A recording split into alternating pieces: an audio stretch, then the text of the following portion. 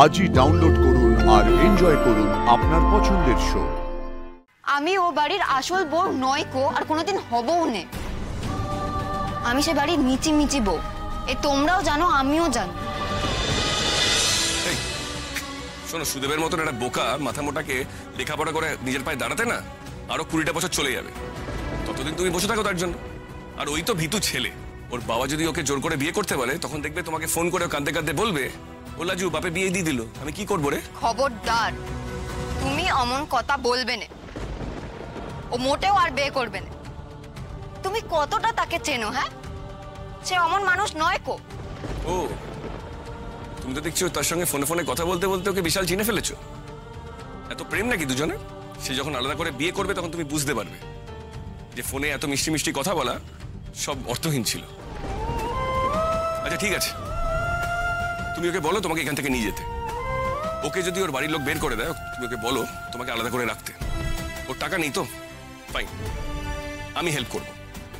যতদিন ও নিজের পায়ে দাঁড়াচ্ছে আমি তোমাদের সাহায্য করব। আমি তো তোমাকে বলেই দিয়েছি, তোমার পড়াশোনা খরচা সব আমার, আর রইল তোমাদের সংসার খরচা, সেটা আমি দিয়ে দেবো। ব্যাস, প্রবলেম সলভ। এবার তুমি ওকে বলো তোমাকে নিয়ে যেতে। এবার বলে দেখো ওকে কথাটা, দেখো কি বলে। আমি অমন কথা তাকে কেন বলতে যাব? তুমি কে? তোমার সাহায্য নে সে কেন সংসার করবে? শোনো, তুমি আমাকে অনেক দয়া করেছো, অনেক করুণা করেছো, কিন্তু আমার স্বামীকে তোমায় দয়া করতে হবে না। সে তোমার দয়ার পাত্র নয় কো। তোমার টাকা তোমার কাছেই রাখো, তাকে দিতে হবে না। আর আমার লেখাপড়াতেও তোমাকে কোনো টাকা দিতে হবে না। আমি সব বই খাতা দিদিমণিদের থেকেই নিয়ে নেবো, আমি ওদের বলে দেবো। অত দয়া করো নি তুমি আমাকে, দরকার নেই তোমার দয়া। আর শোনো, আমার স্বামীকে তুমি অমন অপমানটিও আর করবে না। সে হক তোমার নেই। তুমি সাবধানে যেও, আমি এলুম। এই ঠিক আছে, আমি কিছু করবো না, কিন্তু একটা কথা মাথায় রেখো, তুমি কিন্তু আর আমাদের বাড়িতে ফেরার কোনো মতলব করো না, বুঝতে পেরেছো? তুমি মনে করো ও বাড়ির দরজা তোমার জন্য চিরকালের জন্য বন্ধ। তাই করব। মরে গেলেও তোমার বাড়ি আমি আর যাব না, দেখে নিও।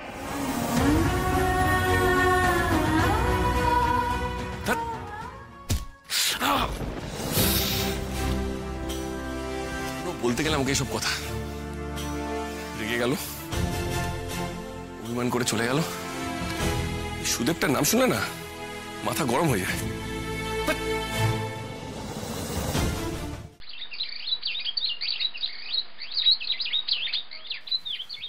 আসছি মা। ওমা, দাঁড়া দাঁড়া দাঁড়া, আসছি মানে? স্কুল ড্রেস মেস পরে কোথায় যাওয়া হচ্ছে শুনি? মা, স্কুল ড্রেস পরে আবার কোথায় যাবো? স্কুলেই যাচ্ছি। আমার স্পেশাল ক্লাস আছে না, মনে নেই কো? সেই দিন তোমাদের বলে গেল, দিদিমণিরা আমাকে আজ থেকেই যেতে বলেছে। আসছি গো। এই লাজু, শোন একটু বস তো মা। হ্যাঁ বসো। বলছি লাজু, আমি সত্যি করে বল তো মা, মায়ের কাছে কিন্তু মিছে কথা বলতে নেই কো। এই মাকে চুয়ে বলতো আজকে এইসব পরীক্ষে নেকা পড়া তোমার মাথাতেই এসেছিল, তাই না মা? তুমি জেদ করেছিলে বলো, তুমি জামাইকে পট্টি পরিয়ে এখানে নিয়ে এসেছো, তাই না? মা গো, এসেছি আজ মোটে 3টে দিন হয়েছে। এর মধ্যে 300 বার তুমি এক কথা শুধিয়ে ফেলেছো। আর কতবার বললে পেট হয়ে যাবে বলো দেখিনি? যে তারাই বলছে আমাকে লেখাপড়া করতে, পাস দিতে। তা তুই তো বলতে পারতিস আমার ইচ্ছে নেই এসব করা। ও মা, নিচে কথা কেন বলবো? আমি তো পড়তেই চেয়েছিলাম বরাবর। স্কুল থেকেও তোমাদের কতবার বোঝালো, কিন্তু তোমরাই তো আমাকে জোর করে বিয়ে দিয়ে দিলে।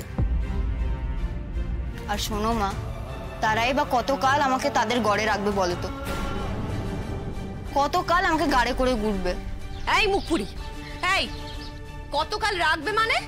তুই সে বাড়ির বউ, তারা সারা জন্ম তোকে সে বাড়িতে রাখবে। এক কথা বারবার বললে সেটা সত্যি হয়ে যায় না মা।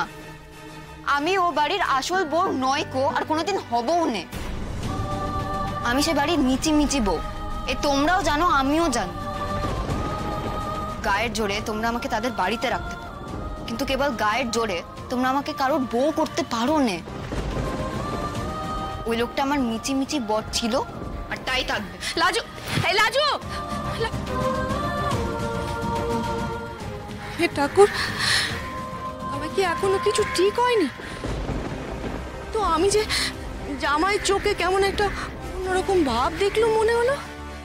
আমার মনে হলো যে জামাই মেয়েটার প্রতি একটু হলেও দুর্বল হয়েছে। আমি কি ভুল দেখলাম তাহলে? না না, আমাকে তলিয়ে সব কিছু বুঝতে হবে। আচ্ছা, লাজুর বাপ কি তবে ঠিক ভয় পেয়েছিল জামাই ওর বাড়ির চাপে আমার মেয়েটারে এখানে ছুতো করে গছিয়ে দিয়ে গেল?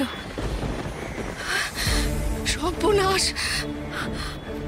আমি লাজুর বাপকে বলি তাহলে?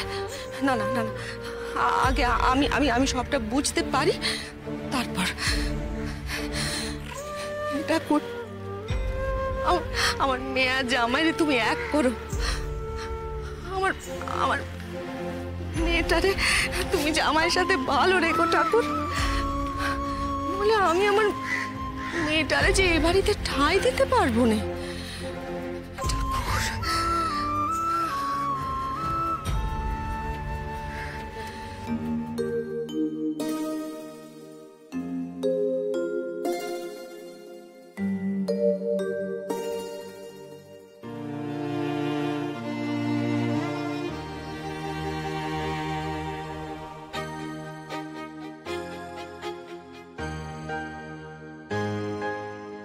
তুমি স্কুলে যাচ্ছ লাজু দিদি? স্কুলে যাচ্ছি, কিন্তু তুই কেন যাচ্ছিস না? বারে সেদিন তো ওরা বললো, তুমি শুনলে না? বাবা আমার স্কুল ছাড়িয়ে দিয়েছে, বলেছে ঘরের কাজ শিখতে।